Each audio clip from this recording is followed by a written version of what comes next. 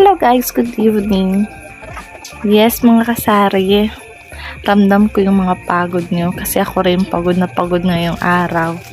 Pagod na, walang benta. Lately, napakatumal ng mga bentahan ngayon, no? Ewan ko lang, dito lang ba sa amin or pati dyan sa inyo? Kahit anong asikap mo, kasi nang tumal. Dati nakaka 1K pa ako sa isang araw.